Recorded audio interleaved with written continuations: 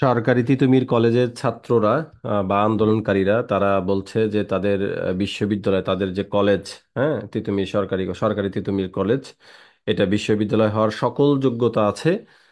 তারপরেও তারা মানে বিশ্ববিদ্যালয় তাদেরকে করে দেওয়া হচ্ছে না, যদিও আমার কাছে এটা সম্পূর্ণ অযৌক্তিক মনে হয়। যে তুমি ভাই একটা কলেজকে বিশ্ববিদ্যালয় করার মানে এটা কেমন দাবি, সবার প্রথম আমি এটা বলবো। তারপরে আমি যদি আরেকটা কথা বলি, সেটা হচ্ছে যে সরকারি তিতুমির কলেজ এটা কিন্তু ঢাকাতে অবস্থিত, এর কারণে কিন্তু জনপ্রিয়। এটা যখন জাতীয় বিশ্ববিদ্যালয়ের আন্ডারে ছিল, এটা কিন্তু আহামরি কোনো ভালো প্রতিষ্ঠানের তালিকায় কিন্তু এটা ছিল না। আর যোগ্যতার কথা যদি বলি, একটু ভালো করে দেখেন। আহ, মাত্র 11 একর জায়গা, এই জায়গাটা মাত্র 11 একর। তারপরে ইতিহাস যদি আপনি দেখেন যে এটা অনেক আগে প্রতিষ্ঠিত, এটা নিয়ে কোনো কথা নাই। আবার এটার প্রাক্তন নাম কিন্তু ছিল জিন্না কলেজ। এটা কিন্তু প্রাক্তন নাম ছিল হচ্ছে জিন্না কলেজ, আর এটা 1968 সালে প্রতিষ্ঠিত, এবং এটা জিন্নার নামে প্রতিষ্ঠিত, এবং এটা মেবি মোহাম্মদ আলী জিন্না ওই নামেই হবে। তো তিতুমির কলেজকে যদি বিশ্ববিদ্যালয় ঘোষণা করতে হয়, এত ছোট একটা প্রতিষ্ঠানকে, হ্যাঁ, তো সেক্ষেত্রে আমি যেখানে পড়াশোনা করেছি আমি একটু সেটা দেখাই। আজিজুল হক কলেজের কথা যদি বলি,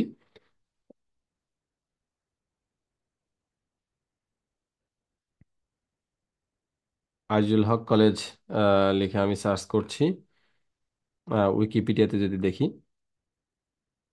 খেয়াল রাখবেন কিন্তু এটা কিন্তু আহ, মাত্র 11 একর জায়গার উপর প্রতিষ্ঠিত। আর এই যে দেখেন, খেয়াল করেন, 63 একর জায়গা, আজিজুল হক কলেজ 63 একর জায়গার উপরে প্রতিষ্ঠিত। আহ, এবং এটা প্রতিষ্ঠা সাল হচ্ছে 1939। আরো যে ব্যাপার স্যাপার আছে, জাহিদুল হক কলেজে কিন্তু মানে তিতুমির কলেজের চাইতে সব দিক থেকে সব সময় এরা হচ্ছে র্যাঙ্কিং এ, জাতীয় বিশ্ববিদ্যালয়ের র্যাঙ্কিং এ সব সময় 1 থেকে 5-এর মধ্যে কিন্তু সরকার আজিজুল হক কলেজ থাকে। তো তাহলে এখন বগুড়ার ছেলেপেলে যদি সরকার আজিজুল হক কলেজকে যদি বিশ্ববিদ্যালয়ের জন্য আন্দোলন নামে, ওইদিকে রংপুরের কারমাইকেল আছে, তারপর হচ্ছে রাজশাহী কলেজ আছে, তারপরে হচ্ছে আপনার পাবনা অ্যাডওয়ার্ড কলেজ আছে, যেগুলো হচ্ছে জাতীয় বিশ্ববিদ্যালয়ের মধ্যে। তারপরে সিলেটের এমসি কলেজ আছে, তারপরে আরো কোথায় কোথায় মানে আরো কোথায় কোথায় জাতীয় বিশ্ববিদ্যালয়গুলো আছে, যেগুলো আসলে পড়াশোনার মান অনেক ভালো এবং বহু আগে প্রতিষ্ঠিত, এবং এই তিতুমির কলেজের চাইতে সব দিক থেকে এগিয়ে আহ, একটা কলেজ। মানে এই কলেজগুলো যদি এখন আন্দোলন নামে, তাহলে এখন কি সবগুলো কি মানে তাহলে কি সবগুলোকেই এখন বিশ্ববিদ্যালয়ে বানিয়ে দেওয়া সম্ভব? আর আমার কাছে মনে হয় যে বিশ্ববিদ্যালয় মানে কি, হ্যাঁ, বিশ্ববিদ্যালয় মানে কি, এগুলাই আসলে তিতুমির কলেজের যারা আন্দোলনকারী এরা জানে না।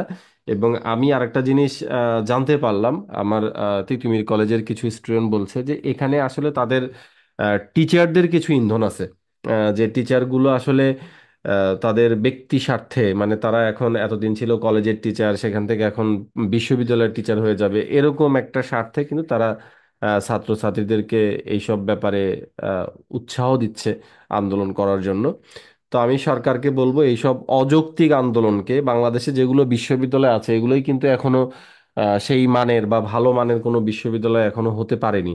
তো সেই দিকে নজর দেওয়া উচিত। এইভাবে যদি আপনারা সকল মানে আন্দোলন, মানে একটা আন্দোলন করে নিলেই, মানে যৌক্তিক বা অযৌক্তিকের দরকার নাই যে কিছু স্টুডেন্ট রাস্তায় দাঁড়ালো, কিছু গাড়ি ভাঙচুর করলো, ট্রেন আটকালো, আর হচ্ছে তাদের দাবিকে যদি মেনে নেওয়া হয়, তাহলে বাংলাদেশের প্রত্যেকটা কলেজ, তিতুমির কলেজ তো যখন জাতীয় বিশ্ববিদ্যালয়ের আন্ডারে ছিল, এদের তো কোনো লেভেলে ছিল না, একটা বি ক্যাটাগরির একটা ইয়া ছিল, মানে জাতীয় বিশ্ববিদ্যালয় ছিল। তারা তারা যদি এখন বিশ্ববিদ্যালয় হয়ে যায়, তাহলে আরো বড় বড় যেগুলো প্রতিষ্ঠান আছে, হ্যাঁ, তারাও তো 2 দিন পর আন্দোলন নামবে। তখন কি আপনাদের পক্ষে সবগুলোকেই জাতীয় মানে বিশ্ববিদ্যালয় বানিয়ে দেওয়া সম্ভব? তো এই বিষয়টা চিন্তা করে এদের বিরুদ্ধে কঠোর ব্যবস্থা, যেমন ইন্টারমিডিয়েটে যারা আর কি অটো পাসের জন্য, ইন্টারমিডিয়েটে অটো পাস করানোর জন্য যারা উম, মন্ত্রণালয়ে প্রবেশ করেছিল, তাদের বিরুদ্ধে যেরকম ব্যবস্থা গ্রহণ করা হয়েছে, এদেরকেও এরকম ব্যবস্থা গ্রহণ করে এদের মাথায় যে ভুটটা চাপছে এই ভুটটা নামাই দেন। নইলে কিন্তু বাংলাদেশের প্রত্যেকটা মানে বিশ্ব মানে কলেজ কিন্তু বিশ্ববিদ্যালয় হওয়ার জন্য এরকম আন্দোলন শুরু করবে, তখন কিন্তু সবকিছুই মানে কন্ট্রোলের বাইরে চলে যাবে। তো আপনাদের কাছে অনুরোধ, এরা আসলে পাগল, এদের বিরুদ্ধে ব্যবস্থা নেন। ধন্যবাদ।